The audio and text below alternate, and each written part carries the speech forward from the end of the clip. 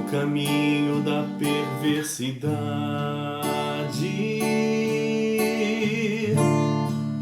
Há tanta armadilha. Quem quiser dele se proteger, que mantenha a distância.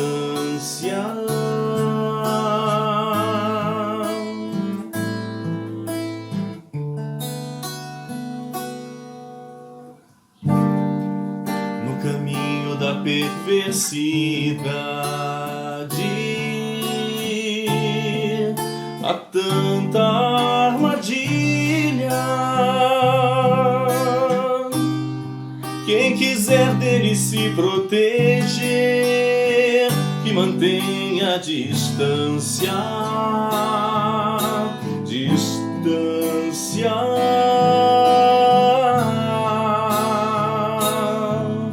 Instrui a criança no caminho em que deve andar, e até quando envelhecer, dele não se desviará.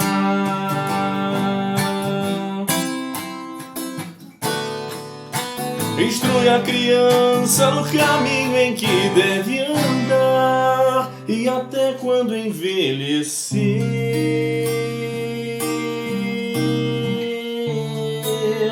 dele não se desviará.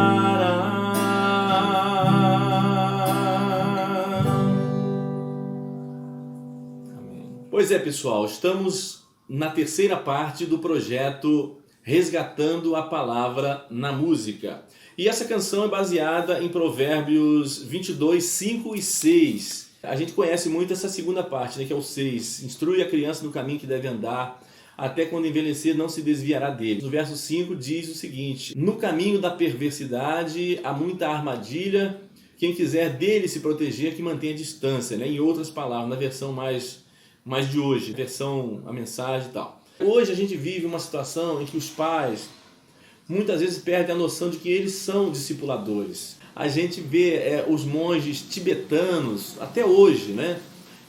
Os monges budistas, até hoje eles têm essa prática, né, de discipular os seus liderados de forma que ande com eles, conviva com eles dentro de casa, no dia a dia, passeando pelo rio, passeando na praça. Vai discipulando no convívio, na maneira de viver do mestre. E eu acho que a gente pode trazer isso para o contexto da família. Por exemplo, o pai é um sacerdote, independente dele ser ou não cristão. O pai tem o papel de sacerdote, aquele através de quem passa as lições da vida. No contexto bíblico, o sacerdote é aquele através de quem passa a bênção de Deus. E esse é o sacerdote. É aquilo que a gente faz por amor, com o propósito de construir um legado na vida do outro. Isso é o papel do sacerdote. Então o pai tem esse papel e muitas vezes ficou perdido, né? Em muitos casos perdido.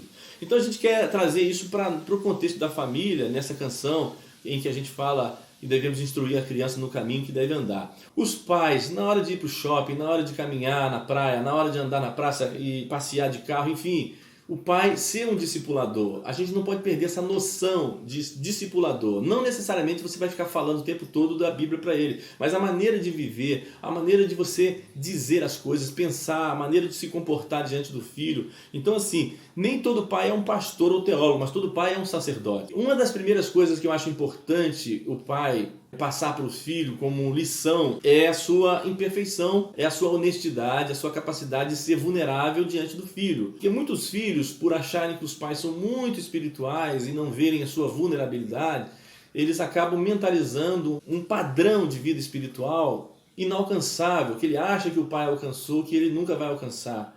E isso é um perigo. O filho deve estar sempre em contato com a vulnerabilidade dos pais. Eu acho muito importante. Muitas vezes eu tive que chegar para minha filha, que hoje tem 19 anos, a Bia, tive que chegar para ela e dizer: minha filha, me perdoa, me desculpe, eu falei aquilo sem pensar, eu exagerei, enfim. A gente deve se vulnerabilizar para os filhos, para que os filhos entendam também o que é graça, né? Porque quando você pede perdão, você ensina seu filho também a pedir perdão. Quando você se vulnerabiliza, você ensina seu filho a se vulnerabilizar. Então, o pai discipulador, ele não apenas tem só para ensinar lições de padrões elevados, né, da vida cristã. Ele, como um ser humano falho, que segue o Mestre Jesus, ele é um discipulador que é discipulado por Jesus, então ele entende a sua vulnerabilidade, a sua limitação, e ele não deixa seus filhos, que são discipulados, serem enganados. Faz parte do pacote na arte do discipulado essa disposição e essa coragem de se vulnerabilizar diante dos filhos. Também outra parte que é importante é como a gente trata o nosso cônjuge, como eu trato a minha esposa, como eu trato a Luciana, vai mostrar para minha filha como é o tratamento que eu tenho com a mãe dela, ela vai saber que tipo de mestre eu sou para ela. Então assim, é uma responsabilidade muito grande, a gente tem que estar muito na dependência de Deus para ser um pai discipulador, para ser um pai que passe para os filhos um pouco da imagem de Cristo, porque na plenitude é impossível, mas podemos imitar Jesus e passar um tanto dessa imitação para os nossos filhos, a fim de que eles sigam também essa mesma imitação. Deixar um legado de dignidade, de reputação, um legado de caráter honesto. Pais que mentem não podem deixar um caráter honesto para o filho. Os pais que quando o telefone chama e fala assim, diz que eu não estou, isso não é exemplo, não é um legado que o pai vai deixar para o filho. Outro ponto importante é deixar esse legado para o filho de alguém que é cuidadoso com a saúde física, mental e espiritual do filho. E deixar um legado de sabedoria. Você pode ter conhecimento, mas sem sabedoria, como eu sempre digo, lá nas redes sociais, uma pessoa com muito conhecimento, mas sem sabedoria, é como uma Ferrari sem gasolina, porque a Ferrari, ela chama atenção, um carrão lá, chama atenção de todo mundo para olhar, mas se não tem combustível, não leva ninguém a lugar nenhum. Sabedoria é trazer o conhecimento para a vida prática. Sabedoria é pegar tudo aquilo que a gente conhece, ou um tanto do que a gente conhece, e fazer com que aquilo se torne uma verdade diária encarnada, se torne algo que a gente está vivenciando na prática. Lá em Tiago 1,5 diz, se algum de vós tem falta de sabedoria, peça a Deus que a todos dá liberalmente e o não lança em rosto e ser-lhe-á dada. Então sabedoria é algo que a gente deve pedir a Deus, como Salomão pediu e recebeu, todo dia. Porque esse pedido de sabedoria a Deus é um reconhecimento de que nós precisamos, não estamos tão sábios quanto deveríamos estar. Então só o fato de você estar na postura de alguém que pede sabedoria a Deus é um sinal de que você reconhece, de que eu reconheço que eu não tenho sabedoria suficiente para lidar com as questões da vida. E para finalizar, pai, não se culpe se seu filho desviar do caminho. Porque é importante colocar isso na pauta do discipulado. Se você ensina, você se dá, você se doa, você se desdobra para ensinar seu filho, mas lá na frente ele se desviou do caminho, bem, você fez a sua parte. Cabe a Deus agora, você entrega a Deus. Aquilo que coube a você fazer, você fez.